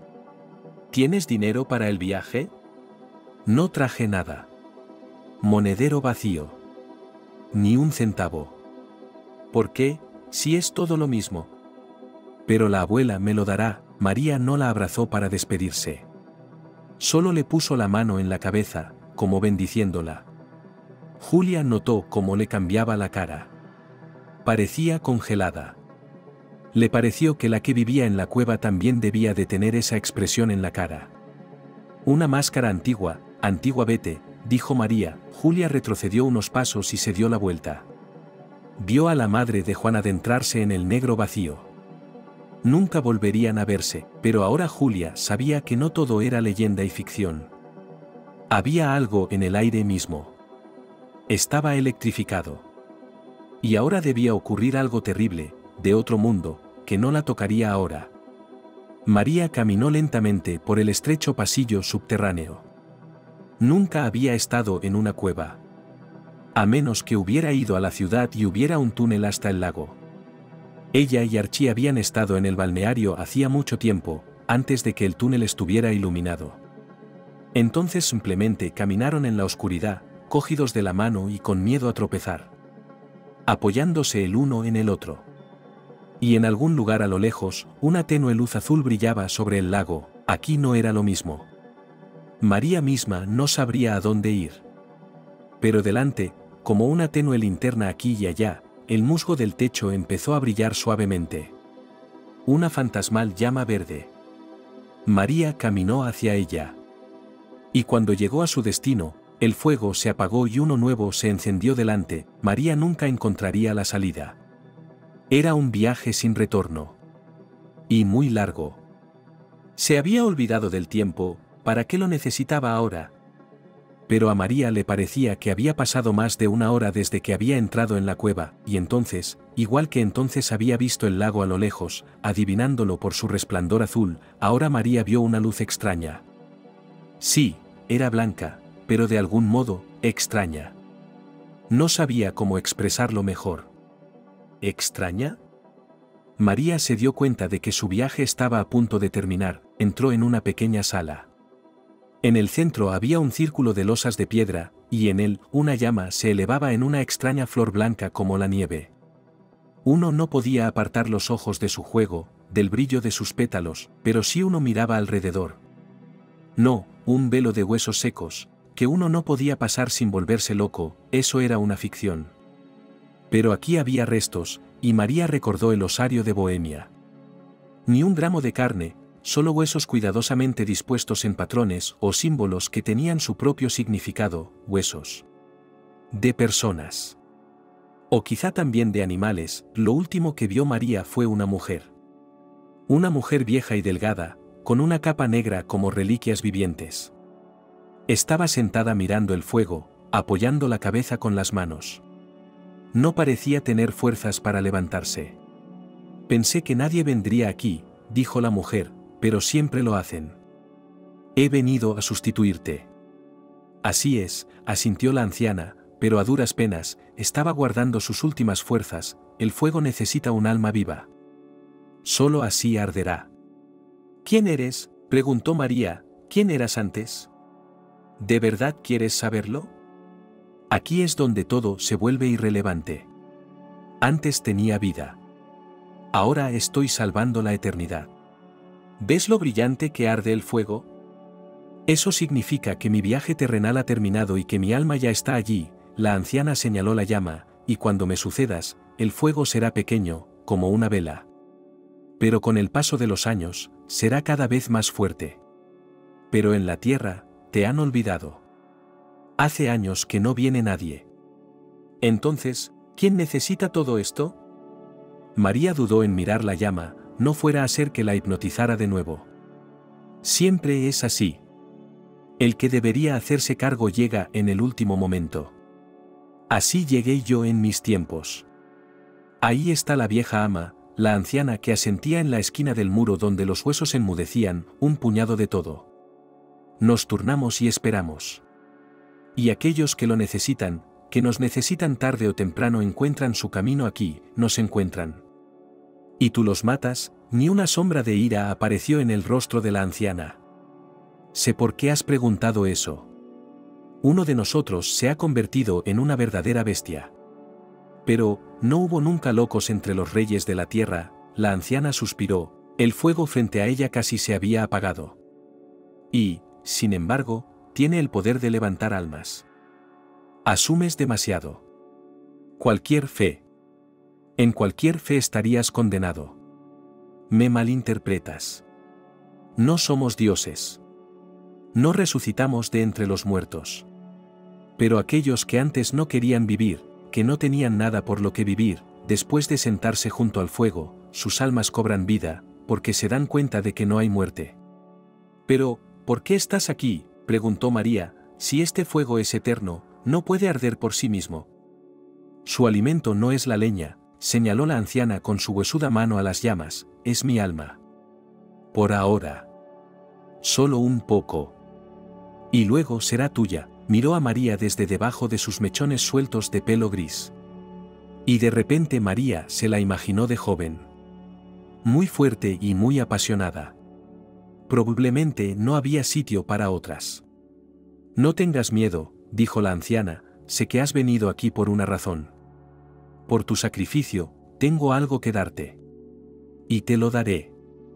Siéntate, ahora esta es tu casa. María se sentó a su lado, con la espalda apoyada en el muro de piedra. Ahora mira, dijo la anciana, señalando las llamas con la cabeza, y todo será tuyo. El fuego empezó a menguar lenta pero inexorablemente. María no se dio cuenta inmediatamente. La oscuridad se hacía más densa en el vestíbulo. María miró temerosa a la señora por si la llama se apagaba por completo. La anciana ya no estaba sentada, sino tumbada a su lado, un pájaro muerto, un cuerpo marchito. Ahora le tocaba a la nueva ama vigilar el fuego, alimentarlo con su alma. Pronto olvidaría todo lo que había pasado en su vida, a todos sus seres queridos. Y los años pasarían hasta que otra mujer entró en la cueva. Una mujer joven. Y ella dirá, he venido a reemplazarte, pero mientras la señora aún recordaba, María vio a su hijo. Era de noche allí en la tierra, y su hijo dormía. Pero ella pudo hablar con él en su sueño, vio fuego blanco que lo envolvía. Pero no era una llama de sacrificio, sino de curación. Todo lo que había sido fracturado, destrozado en su cuerpo, se deshacía ahora, volvía a la vida, infundido de fuerza. ¿A dónde has ido?, preguntó John. Era la triste pregunta de un niño a su madre muerta. ¿Por quién me has dejado? Está bien, dijo ella, y tú y yo viviremos mucho tiempo. Y nos volveremos a ver.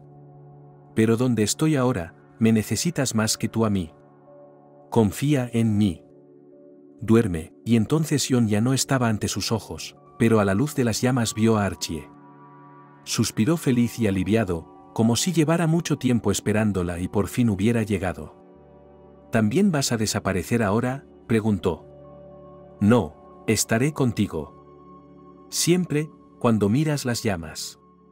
Me recuerda a algo, pensó, a la película de Haunting. La luz blanca, se estaba olvidando de todo. Olvidaba rápido. Todas las deudas habían sido pagadas, e incluso su nombre pronto sería olvidado. Pero había alguien a quien amaba a su lado. El sentimiento permaneció, no, se hizo más fuerte. Y era tranquilo, como una llama sin quemar que acariciaba. Ella y él ya no se separarían en la eternidad que les esperaba, el tiempo también dejó de importar. Ya fueran horas, meses o años. Pero ella sabía que el siglo que pasaría cerca de esta llama no sería sin rumbo.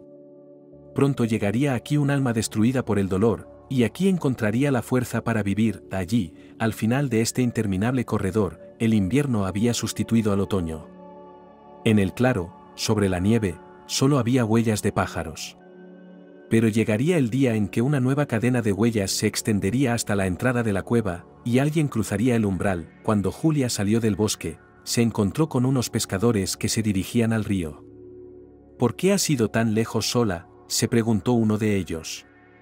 ¿Y si hubiera jabalíes? Ayer vi un par. Ya no tengo miedo de nadie, dijo Julia. El jabalí te mostrará lo amable que es. Leslie se quedó en la puerta y miró la carretera. Su rostro era tan gris como el polvo de la carretera. Abuela, gritó Julia desde lejos, está bien. Vete a casa. Te daré algunas de tus gotas. No sirves para nada. Lo siento. Se abrazaron con fuerza y se quedaron allí sin decir palabra, balanceándose ligeramente. Julia sintió que su blusa se mojaba por las lágrimas de su abuela. Es todo fantasía, dijo rápidamente la niña, fantasía y tonterías. No hay nada allí, en esa cueva. Y yo no corría peligro. Y hoy voy a ver a John, porque está vivo. La abuela se salpicó las manos. ¿Cómo lo sabes? Conocí a su madre y me lo contó todo. Julia dijo como si fuera lo más normal, dame dinero para el viaje, ¿quieres? Si no consigo billetes para el tren de hoy, haré autostop, eso es todo. O caminaré. O volaré. En escoba, aclaró Leslie y se rió entre lágrimas. Un par de horas más tarde, cuando su nieta estaba lista para cruzar el umbral con la bolsa en la mano, Leslie le preguntó, ¿qué les digo a tus padres? Que les perdono. Ahora me resulta fácil perdonar. Podría haber sido muy diferente. Pero sobre todo te quiero a ti, abuela. John y yo iremos a verte. Espera. Yo también quiero quedarme por aquí, como todos los de nuestra familia. Su abuela se las había arreglado para llenar la bolsa de encurtidos, mermeladas y hierbas que, según ella, necesitaba el enfermo. Pero Julia ni siquiera sintió el peso de su equipaje. John no sabía por qué su madre le había abandonado, y no creía en ningún brujo del norte de un pueblo lejano. Lo más probable era que mamá hubiera acudido a algún médico famoso en busca de una segunda, tercera o 10ª opinión. Les llevaría el último dinero. John había visto desaparecer cosas de la casa y adivinado dónde. Pero no le dijo nada a su madre porque no podía detenerla. Ahora que ella había decidido, y, sin embargo, ahora la necesitaba más que nunca, porque estaba más indefenso que un bebé y terriblemente solo. No le quedaba nadie más que su madre. Y ella se había ido y no se sabía cuándo volvería. Sofía era amable, alegre y hacía todo lo posible para hacerle feliz. Freía pasteles, le buscaba a John películas interesantes para ver en la tele. Y seguía meticulosamente todas sus citas médicas. Le daba las pastillas casi minuto a minuto. Ella dijo a las 2, así que fueron las 2. ¿En mitad de la noche? Ella ponía el despertador, se levantaba, vertía la medicina. Nunca le daba pereza lavar al paciente, cambiarle las sábanas, ponerle cómodo. Se acercaba a él varias veces por noche para ver si estaba bien, pero John sabía que en cuanto llegara mamá, Sofía se iría sin mirar atrás.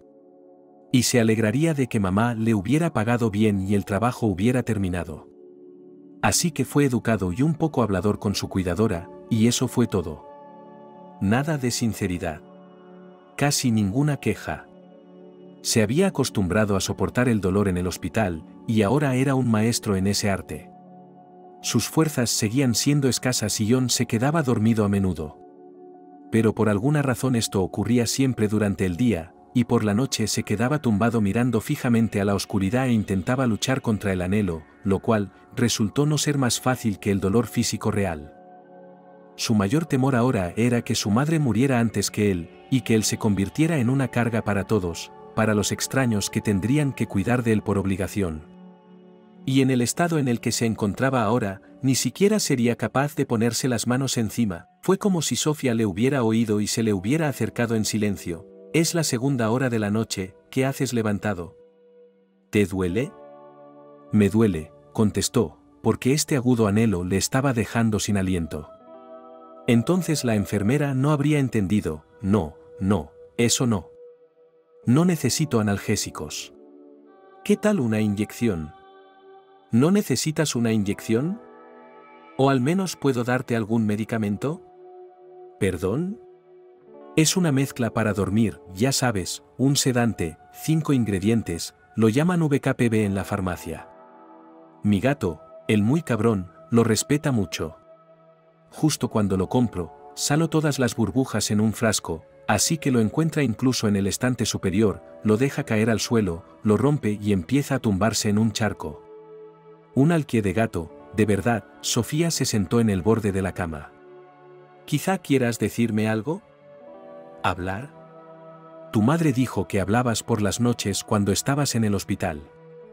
¿Dijo cuándo iba a venir? Había pocas esperanzas, pero de repente mamá sí le dijo a la enfermera cuándo iba a venir. Sofía se limitó a negar con la cabeza. Luego, arrastrando las zapatillas, le trajo su medicina para el sueño. La he hecho más fuerte para ti, como coñac, y le ayudó a beber el líquido marrón oscuro de un vaso de chupito. Pronto empezó a dormirse de verdad, y no notó cómo se encontraba en otra realidad. Y fue entonces cuando vio a su madre, era mamá, y como si no fuera realmente ella.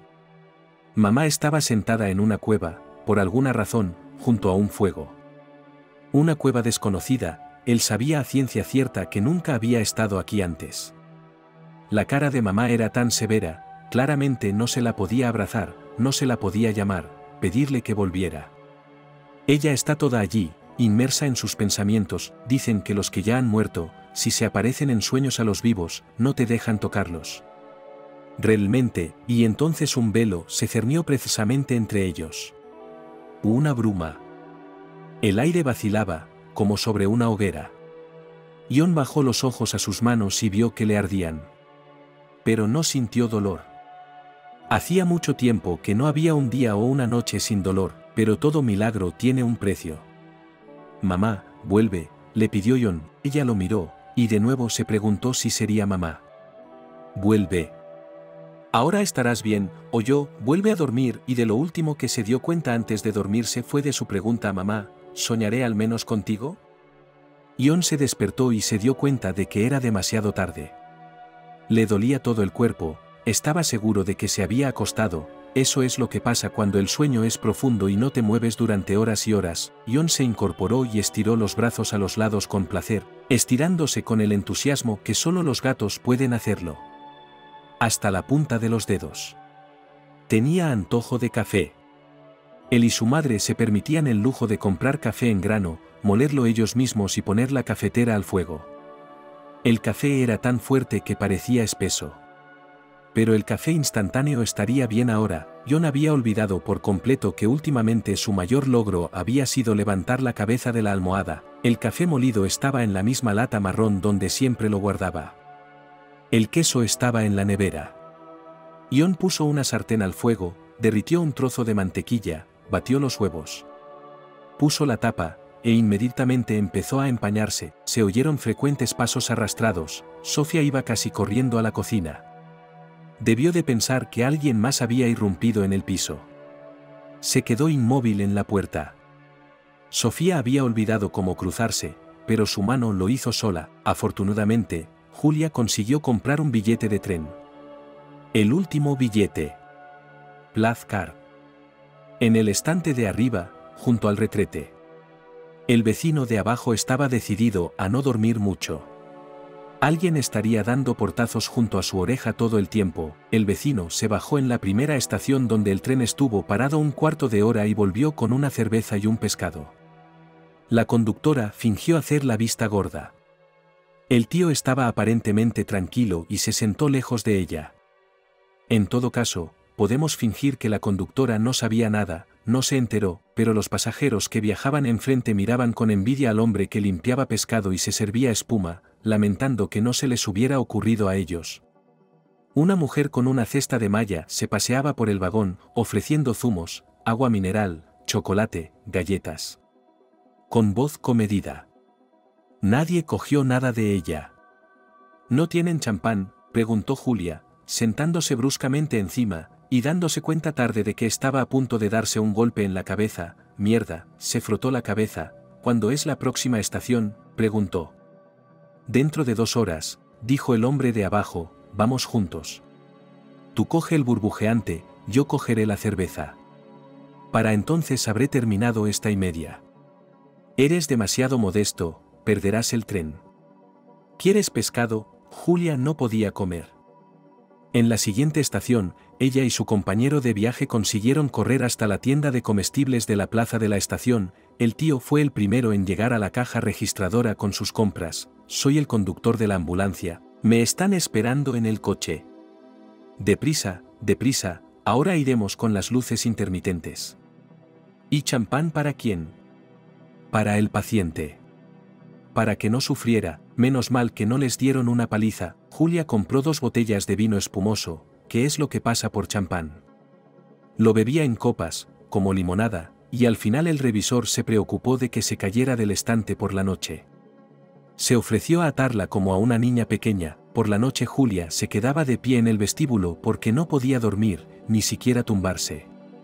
Solo le quedaba dinero para el billete de autobús de la estación a casa de Jon. Pero en el bolsillo tenía la llave, su tesoro más importante.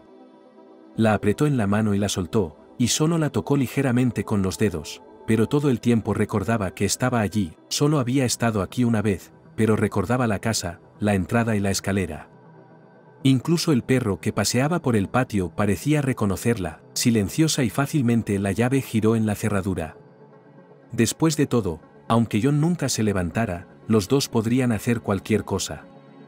Incluso volar en paracaídas. Ella le sujetaría. Y el paracaídas se elevaría sobre ellos como alas de ángel pintadas. Vivo y bien, Jon estaba en medio de la habitación, apilando cosas en su bolso. Oh, dijo, como si se hubieran separado ayer, voy a verte. Llamé a tus padres, ya sabes. Dijeron que no estás aquí, que estás en casa de tu abuela. Por alguna razón no me dan una dirección. Una vez me enviaste una carta desde allí, estaba buscando un sobre. ¿La encontraste? No. Pero recordé el nombre del pueblo. Creo que iré a preguntar, me enseñarán dónde está la casa de mi abuela. Escucha, dijo Julia, me muero de hambre. Llevo 2 días bebiendo. Quiero decir alcohol. ¿Tú? Estaba asombrado. De todos modos, fui a poner la tetera. Había una anciana llorando en la cocina. Julia cerró la puerta y con los ojos le preguntó a John quién era. Ella, verás, se lamentaba de que tenía poca fe en su vida. Y hoy se ha dado cuenta de que Dios existe. ¿Debería ir y unirme a ella?, se preguntó Julia pensativa. Por cierto, toma, esto es de tu abuela. Me sorprende haberlo arrastrado hasta aquí. Por la tarde estaban solas en el piso. ¿Se sentaron a tomar té con mermelada de camemoro? ¿Recordaba John algo del pasado? Julia sabía que no le preguntaría hasta que hablara. Escucha el viento fuera de la ventana, dijo. Cuando sopla un viento así donde está la abuela, siempre pienso que va a levantar nuestra casa y llevarnos al fin del mundo. Y nunca hemos estado en el fin del mundo. Pero hemos estado en otros planetas. Siempre me ha parecido que todos estos paisajes que vemos bajo la Tierra son una especie de espacio. O de otra dimensión. O tal vez el infierno está a la vuelta de la esquina. En mitad de la noche Julia se despertó. El viento había amainado y John dormía profundamente. Se habían olvidado de apagar la radio y en algún lugar lejano, en las profundidades del piso, cantaba Madonna. Ahora todo iría bien.